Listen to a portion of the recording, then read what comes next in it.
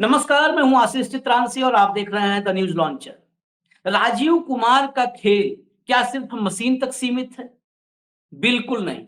Machine तो ऐसा खेल है जो सबके सामने है, जो हर आदमी देख रहा है और जिस पर सवाल उठते हैं और फिर खारिज कर दिए जाते हैं। 1600 पन्ने का जवाब जारी कर दिया जाता है और उस जवाब पर कोई बहस नहीं होती, कोई चर्चा नहीं होती। पीछे से बीजेपी खड़ी हो जाती है, जैसे गांव में बच्चे होते हैं कि एक ने पत्थर फेंका तो सब हु हु करके पत्थर फेंकने लगते हैं किसी पर। वैसे ही बीजेपी राजीव कुमार के पीछे खड़ी होकर के कांग्रेस को हूट कर रही है। जैसे गांव में मैंने कहा हु हु करते हैं बच्चे, वैसे ही हूट करने में लग गई मशीनों पर। लेकिन बात मशीन से आगे की है। महाराष्ट्र में जो खेल शुरू किया है राजीव कुमार ने, मैं राजीव कुमार इसलिए कह रहा हूं, जिम्मेदारी से कह रहा हूं कि इसके जिम्मेदार राजीव कुमार ही हैं और पूरी की पूरी जिम्मेदारी राजीव कुमार की। इस जिम्मेदारी से बच नहीं सकते। बेशर्मी के साथ तर्क कोई भी दे, लेकिन सारी बेशर्मी और सारे तर्क सिर्फ भाजपा के फेवर में ही होते हैं क्या? ये सवाल क्यों नहीं होगा? झारखंड के डीजीपी अनुराग गुप्ता पर सवाल उठा। भाजपा ने एक शिकायत की और आनन फानन में अनुराग गुप्ता को हटाने के आदेश जारी हो गए। शायद वो आदेश टाइप होने से पहले खाना भी नहीं खाया होगा कि पहले आदेश जारी कर दें, कहीं ऐसा ना हो कि आदेश जारी करने में देरी हो जाए और आका नाराज हो जाए। तो जो हुक्म मेरे आका, तत्काल वो हुक्म हम पूरा करेंगे, तामील करेंगे। अब आते हैं महाराष्ट्र पर। महाराष्ट्र का खेल समझिए। महाराष्ट्र में तबादले होने थे। ये तबादलों का खेल, पुलिस का खेल, अफसर का खेल मतदाता और नेता बखूबी जानते हैं। जब जुलाई में महाराष्ट्र में चुनाव को लेकर के तैयारियां शुरू हुई, तैयारी काफी पहले से शुरू हो जाती है। जब तैयारी शुरू हुई, उसी वक्त राजीव कुमार और उनके दोनों साथी जो हैं, जो आयोग में बैठे हुए हैं, उन तीनों ने महाराष्ट्र में मुख्य सचिव और डीजीपी, इन दोनों को एक फरमान दिया था। और जिस डीजीपी को फरमान दिया था, उस डीजीपी की महिमा अपरंपार है। जून 2024 में उनका कार्यकाल खत्म हो चुका है, लेकिन जो महायुति की सरकार है, फडणवीस शिंदे की सरकार है, उस सरकार ने जनवरी 2026 तक डीजीपी महोदया का कार्यकाल बढ़ा रखा है। वो ऐसी डीजीपी हैं जिन पर 3-3 मामले, 3-3 केस दर्ज हुए थे पिछली उद्धव सरकार में, पुणे से लेके मुंबई तक। लेकिन उनको हटाने की गुस्ताखी नहीं कर सकते हैं राजीव कुमार, क्योंकि फिर आका नाराज हो जाए। एक मामला देखिए, तुलना कर लीजिए आप। एक मामला अनुराग गुप्ता पर था, पुराना मामला, जिस मामले में अनुराग गुप्ता पर अब तक कोई आरोप सिद्ध नहीं हुआ है। काफी पुराना आरोप था और वो आरोप भी भाजपा के फेवर में उन्होंने कुछ गड़बड़ी की थी, ऐसा आरोप था। दरअसल राज्यसभा का चुनाव हुआ था झारखंड में, उसमें क्रॉस वोटिंग के दरमियान भाजपा के पक्ष में काम करने का उन पर आरोप लगा। लेकिन वक्त गुजरा और वक्त गुजरने के साथ वो दौर रघुवर दास का था, ये दौर हेमंत सोरेन का है। वक्त गुजरने के साथ अनुराग गुप्ता हेमंत सोरेन के बहुत करीब आ गए थे। अधिकारी कब किसके करीब आता है, किस नेता को छोड़ता है और किसको पकड़ता है, ये पूरा का पूरा तंत्र जानता है, कोई पूरा सिस्टम जानता है। ये कोई गोपनीय कक्ष में संबंध नहीं बनते हैं। उत्तर प्रदेश के एक आईएएस अफसर जो अब दिल्ली बैठे हुए हैं, दिल्ली दरबार में, वो एक जमाने में नाम नवनीत सहगल नाम के साथ बताते हैं हम लोग, ऐसे पहेली नहीं। नवनीत सहगल एक दौर में मायावती के सबसे करीबी अफसर थे। यहां तक कि मायावती सरकार में जो गंभीर आरोप लगे भ्रष्टाचार के, उन सारे जो है कामों का अगर कोई मुखिया था या सेनापति था, तो यही सहगल साहब हुआ करते थे। सहगल साहब मायावती के करीबी रहे, लेकिन सरकार बदली तो वही नवनीत सहगल अखिलेश की नाक के बाल बन गए। 5 साल अखिलेश राज में सबसे ताकतवर आईएएस अगर किसी को माना गया तो नवनीत सहगल। जिस नवनीत सहगल का डंका मायावती के शासन में बजता था, उसी नवनीत सहगल की तूती अखिलेश यादव के समय में बजी। और वही नवनीत सहगल जब योगी राज आया तो एक रास्ते में बैरियर, एक बैरिकेडिंग अवनीश अवस्थी का लगा। अवनीश अवस्थी महाराज जी यानी योगी आदित्यनाथ के इतने करीब चले गए कि उन्होंने नवनीत सहगल को बैरिकेडिंग के उस पार रखा। लेकिन कितने दिन रखते? वही नवनीत सहगल फिर आधा कार्यकाल बीतते बीतते योगी सरकार के पहले हिस्से का पार्ट 1 का आधा हिस्सा बीतते बीतते योगी आदित्यनाथ के करीब आ गए। तो ये अवसर है, ये वो बहता पानी है जहां पे ढलान मिलेगी, वहीं बह के जाएंगे और वहीं जमा हो जाएंगे, फिर वहीं पे मच्छर पैदा करते हैं। तो जहां जल जमा होगा वहां मच्छर पैदा होते हैं, ध्यान रखिएगा। और वो बड़े खतरनाक मच्छर है, साफ पानी में भी आजकल तो पैदा होने लगे। तो वही हाल अनुराग गुप्ता का, अनुराग गुप्ता रघुवर दास के समय में इन पर पक्षपात का, खेल का आरोप लगा। लेकिन हेमंत सोरेन के करीब आए तो उसी भाजपा की शिकायत पर अनुराग गुप्ता को हटा दिया गया, जरा भी वक्त नहीं लगा। लेकिन अब हम आते हैं रश्मि शुक्ला पर। रश्मि शुक्ला, वो रश्मि शुक्ला जिन पर उद्धव ठाकरे की सरकार में पुणे से मुंबई तक 3 केस दर्ज हुए। इन 3 केस दर्ज होने वाली आईपीएस को डीजीपी बनाया गया। डीजीपी बनाने के बाद रश्मि शुक्ला का कार्यकाल जून 2024 में खत्म हो रहा था, लेकिन इसको करीब करीब 2 साल के लिए बढ़ा दिया गया, यानी सेवा विस्तार दिया गया। सेवा विस्तार दे करके रश्मि शुक्ला के ही डीजीपी रहते चुनाव करवाए जा रहे हैं। अब ये समझिए आप, ये पूरे जो पूरा घटनाक्रम हम केस थे, वो केस का क्या हुआ ये भी आप समझ लीजिए। 3 केस थे, 2 में मुंबई हाई कोर्ट ने क्लीन चिट दे दी। सरकार बदलती है तो क्लीन चिट तो पैरवी कौन करता है? ये कभी भी जो लोग ये तर्क देते हैं कोर्ट ने दिया, अरे कोर्ट में पैरवी कौन करता है? एक पक्ष सरकार होती है, तो क्लीन चिट मिल गया।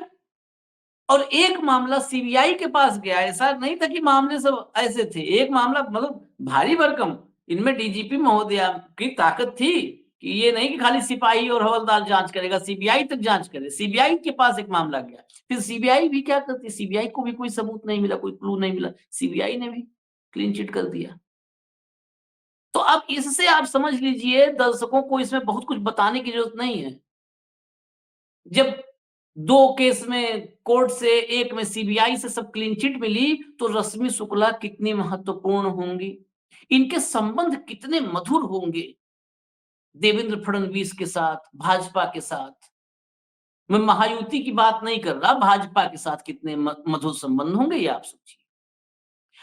ये महोदया जो है, इनको हटाने के लिए विपक्षी दलों ने, कांग्रेस, उद्धव ठाकरे वाली शिवसेना, एनसीपी शरद पवार वाली, सबने शिकायत की, राजीव कुमार के पास गुहार की, लेकिन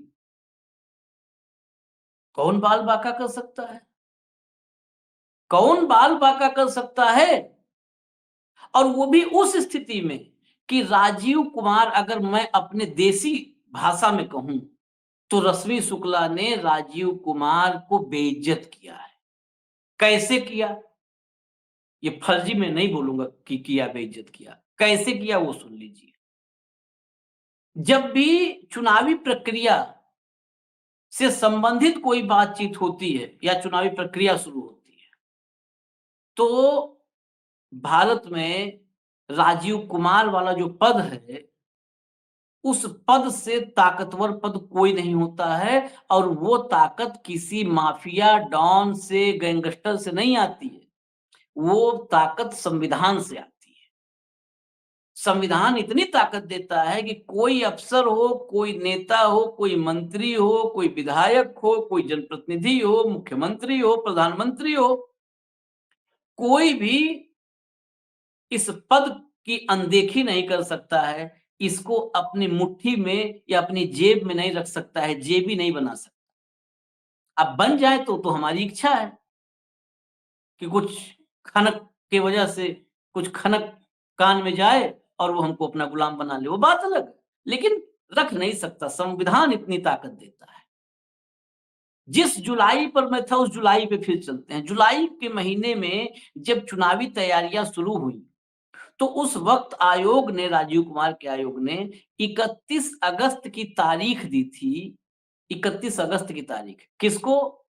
महाराष्ट्र के मुख्य सचिव को और डीजीपी रश्मि शुक्ला, इन दोनों को 31 अगस्त की अंतिम तारीख दी थी। ये वो तारीख थी जब डीजीपी और मुख्य सचिव, डीजीपी को पुलिस से जुड़ा हुआ मामला बताना था और मुख्य सचिव को प्रशासन से जुड़ा हुआ मामला। इन दोनों में, प्रशासन और पुलिस में, 3 साल से ज्यादा वक्त तक जो लोग एक ही जगह पर पदस्थापित हैं, यानी एक ही जगह पर नौकरी कर रहे हैं, उनके तबादले की रिपोर्ट मांगी थी। साथ ही जो लोग अपने गृह जनपद में नियुक्त हैं, उनके तबादले की रिपोर्ट मांगी। ये 31 अगस्त तक देनी थी। राजीव कुमार अपने दोनों साथियों के साथ, जो आयोग में उनके 2 हाथ हैं, उन दोनों, हालांकि हाथ नहीं, संवैधानिक रूप से वो तीनों समकक्ष होते हैं, उन तीनों समकक्षों में ये मुखिया, जब ये तीनों गए, तीनों आयोग, और 28 सितंबर की वो तारीख थी, अगर मेरी याददाश्त दुरुस्त है तो 28 सितंबर, मुंबई में जब प्रेस कॉन्फ्रेंस, 26, 27, 28, 3 दिन, तीनों आयुक्त महाराष्ट्र के दौरे पर थे चुनावी तैयारियों का अंतिम जायजा लेने के लिए, अंतिम उसका खाका बनाने के लिए और तारीखों के ऐलान पर फैसला करने के लिए गए थे। तो जब 28 तारीख को राजीव कुमार ने प्रेस कॉन्फ्रेंस की, तो उसमें बड़ी नाराजगी जताई थी मुख्य सचिव पर और डीजीपी पर, क्योंकि मुख्य सचिव ने तो जो रिपोर्ट 31 अगस्त तक देनी थी, 28 सितंबर तक वो रिपोर्ट का एक पन्ना नहीं दिया था। उन्होंने राजीव कुमार की कहे बात को इस कान से सुन के इस वाले कान से निकाल दिया था, उन्होंने लोड ही नहीं लिया। जैसे फिर वही देसी में कहते हैं ना, लोड ही नहीं लिया कि कौन राजीव कुमार यार, वो तो एक फोन पे अपना चीजें हो जाएंगी। वो उनको शायद आभास था ऐसा, तो उन्होंने नहीं किया। डीजीपी के तरफ से एडीजीपी, एडीजी जिनको कहते हैं, additional director general of police, वो आधी अधूरी सी रिपोर्ट उन्होंने एक पेश की थी, लेकिन वो आधी अधूरी सी, उसमें कुछ कंक्रीट नहीं था, जितना मांगा गया था वो नहीं था। इसको राजीव कुमार साहब ने अंडरलाइन भी, रेखांकित भी किया था, कहा भी था।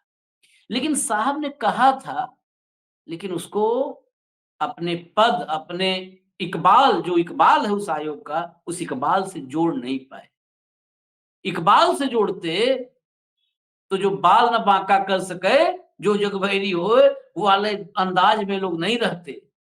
तब तो बाल बांका हो जाता, और बाल नहीं, फिर बाल की खाल निकल आती कि रिपोर्ट क्यों नहीं दिया, कौन कौन पोस्ट है, क्या उससे संबंध है, क्या रिलेशन है, सरकार के से किस तरह से कौन जुड़ा हुआ है, बहुत चीजें सामने आती। लेकिन नहीं। अब सोचिए ऐसे हालात में जिस रश्मि शुक्ला ने, अब ये अपमान ही हुआ ना। अपमान क्या होता है? व्यक्ति का नहीं होता है अपमान, उस पद का, कुर्सी का, उस जगह का होता है जिस पर आदमी विराजमान होता है। इकबाल राजीव कुमार का क्या? राजीव कुमार ने तो आयोग का भी इकबाल खत्म कर दिया। जिस आयोग के इकबाल को बुलंदियों पर टीएन शेषन ने पहुंचाया था, तो उस इकबाल तो उस आयोग का था। लेकिन अपने वो खनक के लोभ में उस आयोग का भी इकबाल धूल धूसरित कर दिया, मिट्टी में मिला दिया राजीव कुमार। जो डीजीपी आपको रिपोर्ट नहीं दी, जिस डीजीपी पर सत्ता से करीब होने के तमाम परिस्थितिजन्य साक्ष्य नजर आ रहे हैं, ये साक्ष्य हैं कि इतने मुकदमे इन्होंने हटाया, एक्सटेंशन दिया, सेवा विस्तार करके रोक रखा है, उसे आप नहीं हटाए। विपक्ष के इतने आपत्तियों के बाद, इतने गुहार के बाद, अनुनय विनय के बाद नहीं हटाया। अब फिलहाल उस पर भी तमाम सवाल है। अभी फिलहाल ये खबर भी इसलिए लाए कि इंस्पेक्टर वगैरह जैसे होते हैं ना, पुलिस निरीक्षक, इंस्पेक्टर इंस्पेक्टर जैसे तमाम अधिकारियों की अभी ट्रांसफर सूची आई है। 260 से ज्यादा पुलिस विभाग में तबादले हुए हैं। उसमें 150 के आसपास मुंबई में हुए हैं। 288 में 36 सीटें सिर्फ मुंबई में है, मुंबई विधानसभा की। तो ये 150 मुंबई से दूसरे इलाकों में भेजे गए हैं और बाकी इलाकों से मुंबई में आए हैं। तो करीब 125 110 के आसपास। वो जो इलाके हैं मैं आपको वो भी बता दूं, गढ़चिरौली, गोंदिया, भंडारा, नागपुर, वाशिम, इन जिलों में 150 जो है इंस्पेक्टर, सीनियर इंस्पेक्टर्स का तबादला मुंबई से किया गया है और बाकी मुंबई से यहाँ पे आए हुए हैं। बाकी इलाकों से मुंबई आए। अब आप बताइए, निष्पक्ष चुनाव और पारदर्शी चुनाव कैसे उम्मीद करेंगे? बाद में ये गीत गाने गाते हुए, शायरी सुनाते हुए कह देंगे कि विपक्ष, मतलब भाजपा के प्रवक्ता वाली भाषा में, कि विपक्ष हारने के बाद ऐसी बातें नहीं किया करते। सिर्फ, और मैं दर्शकों को एक बात फिर और कह दूं, तमाम दर्शक कहते हैं आप मशीन की बात करो। मशीन की बात 24 घंटा खाली मशीन की बात नहीं, मशीन के साथ इन सब विषयों पर भी। ये विषय हमारे और आपके नहीं है, ये राजनीति, ये पूरे देश के विषय हैं और इस पर राजनीतिक दलों को मुखर होना पड़ेगा, उनको उठाना पड़ेगा। हम तो उठा ही रहे हैं। ये विषय जिस पर ध्यान नहीं जा रहा, लोग चर्चा नहीं कर रहे, इस विषय को हम इसीलिए लेकर के आए। इस पर चर्चा होनी चाहिए। आखिर रश्मि शुक्ला क्यों नहीं हट रही? क्या महाराष्ट्र में वो सूची तैयार है, उस सूची को पब्लिश कर दिया जाए हर जिले में, हर जिले में। इसको, भाई मैं ये कह रहा हूँ, राजीव कुमार साहब बिल्कुल ईमानदार है, उनसे ईमानदार इस देश में कोई कोई अफसर नहीं है। यहाँ तक कि मैं, अगर राजीव कुमार साहब चाहते हैं तो मैं ये भी कहने को तैयार हूँ कि नरेंद्र मोदी भी उनसे ईमानदार नहीं है राजीव कुमार से। राजीव कुमार नरेंद्र मोदी से ज्यादा ईमानदार है। लेकिन क्या राजीव कुमार एक काम करेंगे? महाराष्ट्र तो यूपी से छोटा ही है, विधानसभा की दृष्टि से काफी अंतर है। 288, वहां 403 है। जिले भी कम है। क्या महाराष्ट्र के सभी जिलों में जितने सीनियर प्रशासनिक और पुलिस के अफसर हैं, जितने जिम्मेदार अफसर हैं, सबके कितने दिन से वो उस जगह पर काम कर रहे हैं, कितने साल हुआ, उस नियुक्ति का पूरा ब्यौरा जारी कर सकती है क्या राजीव कुमार का के आयोग की तरफ से किया जा सकता है क्या? क्रॉस चेक करने के लिए करने वाले बहुत सारे हैं लोग, पत्रकार हैं, एक्टिविस्ट हैं, कर लेंगे। हम लोग महाराष्ट्र के तमाम पत्रकारों से जिलों-जिलों में करवाएँगे। क्या कर लेंगे? जिस मुख्य सचिव ने आपको रिपोर्ट नहीं दिया, जिस डीजीपी ने आपको रिपोर्ट नहीं दिया, उसके बाद ये 260 तबादले, जो इंस्पेक्टरों के तबादले से खानापूर्ति हो गई और वो डीजीपी कायम है। पुलिस के जिलों के मुखिया कितने तबादले हुए, ये आज तक कहीं चर्चा में आया? कितने जिलों के तबादले, मुखिया का तबादला कहाँ, कितने का हुआ? पुलिस कमिश्नरेट कहाँ-कहाँ है? कमिश्नरेट सिस्टम, वहाँ पर कितने कमिश्नर, कितने जो है एडिशनल कमिश्नर, कितने जो है डिप्टी कमिश्नर, कितने का तबादला हुआ? कितने जॉइंट कमिश्नर का तबादला हुआ? जहाँ कमिश्नरी सिस्टम है, जहाँ पर कमिश्नरी नहीं सिस्टम है, वहाँ पर कितने पुलिस अधीक्षक का तबादला हुआ? कितने पुलिस उपाधीक्षक का तबादला हुआ? प्रशासन में कहाँ कितने डीएम का तबादला हुआ? कहाँ कितने डीसी का तबादला हुआ? कहाँ कितने एसडीएम का तबादला हुआ? कहीं कोई है सूची? सामान्य तौर पर उत्तर प्रदेश या कहीं के चुनाव में हम लोग देखते हैं कि ये सामने दिखता है कि हाँ जी ये थे, इनको हटा दिया, फेंट दिया ताश के पत्तों की तरह से। और आपने तो उस रश्मि शुक्ला, जो वहाँ की मुखिया हैं, वो पूरे प्रदेश के, महाराष्ट्र पुलिस की, उन्हीं पर इतने आरोप होते हुए और इतने गुहार होते हुए, आखिर क्या फर्क है? अनुराग गुप्ता में सिर्फ एक फर्क कि झारखंड में बीजेपी का शासन नहीं था। झारखंड में बीजेपी का शासन नहीं था। झारखंड में बड़ा स्पष्ट इसे आरोप भी आप मान सकते हैं।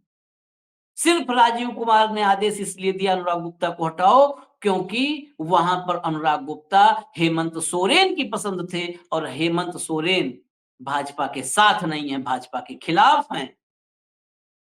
और महाराष्ट्र में इसलिए सिर्फ नहीं हटती हैं रश्मि शुक्ला, क्योंकि वहां पर भाजपा की सरकार है और रश्मि शुक्ला भाजपा की सरकार की पसंद है, भाजपा की पसंद है। और वैसे भी कहा जाता है कि महाराष्ट्र में फडणवीस तो केवल कहने के गृह मंत्री हैं, वहां के भी असली गृह मंत्री तो शाह हैं। चर्चाएं यहां तक होती हैं कई बार, जब हम लोग भाऊ से चर्चा करते हैं और भाऊ महाराष्ट्र जाते हैं, मुंबई जाते हैं, मुंबई के तमाम मंत्रियों और विधायकों से मुलाकात होती है, अफसरों से मुलाकात होती है, तो बताते हैं कि महाराष्ट्र में तो सिपाही और दरोगा का ट्रांसफर भी देवेंद्र फडणवीस अपनी मर्जी से नहीं कर सकते, वो भी दिल्ली से फाइनल होता है। तो फिर ये बताया क्यों मैंने? इसलिए क्योंकि फिर रश्मि शुक्ला किसकी इच्छा पर डीजीपी बनी है? रश्मि शुक्ला। किसकी पसंद पर सेवा विस्तार पाई हैं? रश्मि शुक्ला। जून 24 में रिटायरमेंट की अवधि टाल करके जनवरी 26 तक उस पद पर, डीजीपी के पद पर बनी रहेंगी। किसकी इच्छा से बनी रहेंगी? इन इच्छाओं को और इस पसंद को राजीव कुमार की हैसियत नहीं है कि खारिज कर दें और हटा दें। ये हैसियत नहीं है। और ये खेल मशीन से भी बड़ा खेल है, इस पर निगाह रखने की जरूरत है। मशीन का खेल छोटा नहीं है, उसको छोटा नहीं कर, वो तो अदृश्य है, वो तो कैसे चुनाव जिताता है पता नहीं चलता। लेकिन ये खेल, क्योंकि ये मतदाताओं को इन्फ्लुएंस करता है, मतदाताओं को जो है बूथ पर तमाम शिकायतें आती है ना, रोका गया, प्रशासन ने नहीं मतदान करने दिया। और उत्तर प्रदेश में रामपुर का उपचुनाव देश भर में जिस मामले में चर्चित हुआ था कि कैसे मतदाता पहुंच नहीं पाए, उसके बाद तो इस बहुत आसानी से समझा जा सकता है कि प्रशासन की भूमिका क्या है। तो ऐसे में इस खेल पर नजर रखने की जरूरत है, और हमसे ज्यादा नजर रखने की जरूरत है उद्धव ठाकरे को, शरद पवार की पार्टी को, राहुल गांधी की पार्टी को। काश वो रखें। इजाजत दीजिए, न्यूज लॉन्चर देखते रहिए। नमस्कार।